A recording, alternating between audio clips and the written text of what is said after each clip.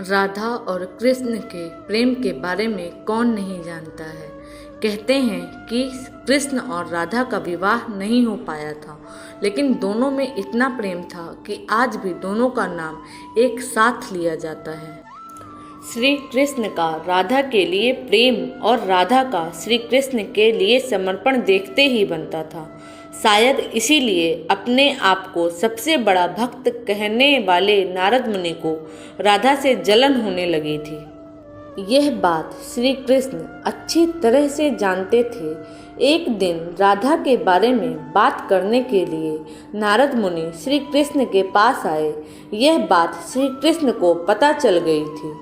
जैसे ही नारद मुनि वहां पहुंचे तो श्री कृष्ण उन्हें देखकर अपना सिर पकड़कर बैठ गए। नारद मुनि ने श्री कृष्ण से पूछा कि क्या हुआ प्रभु, आप ऐसे अपने सिर को पकड़कर क्यों बैठे हैं? तब श्री कृष्ण ने कहा, हे नारद मुनि, मेरा सिर दर्द कर रहा है। नारद मुनि ने पूछा, प्रभु इसको दूर करने का उपाय क्या है? तब श्री कृष्ण ने कहा, अगर मैं अपने सबसे बड़े भक्त का चरणामृत पी लूं तो इसे दूर किया जा सकता है।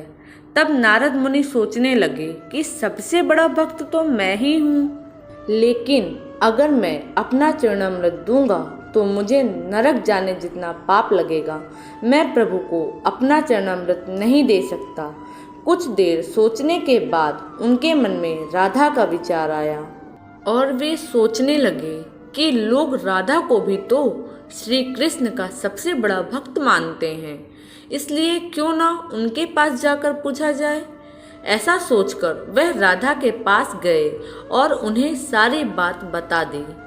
राधा ने जैसे ही सुना, एक बर्तन में अपने पैर धोकर चरणामृत नारद मुनि को देते हुए कहा, हे मुनिवर, मुझे नहीं पता कि मैं उनकी कितनी बड़ी भक्त हूँ, लेकिन मुझे यह पता है कि श्री कृष्ण को अपना चरणामृत देने से मुझे नरक में जाने जितना पाप लगेगा और मुझे नरक जितनी यातना सहन करनी पड़ेगी।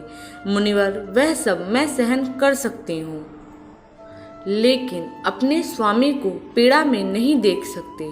ये चरणामृत ले जाकर आप उन्हें दे दें। राधा की बात सुनकर नारद मुनि का सारा घमंड चूर चूर हो गया और उनको पता चल गया कि राधा ही सबसे बड़ी भक्त है और श्री कृष्ण ने यह लीला मुझे समझाने के लिए ही रची थी। जब नारद मुनि राधा के पास से वापस आ रहे थे तो उनके मुख से केवल राधा के नाम की ही धुन सुनाई दे रही थी। जब वे श्री कृष्ण के पास पहुँचे तो देखा कि श्री कृष्ण उनको देखकर केवल मुस्कुराए जा रहे हैं और नारद मुनि ने भी सारी बात को समझकर उन्हें प्रणाम करते हुए कहा, राधे राधे।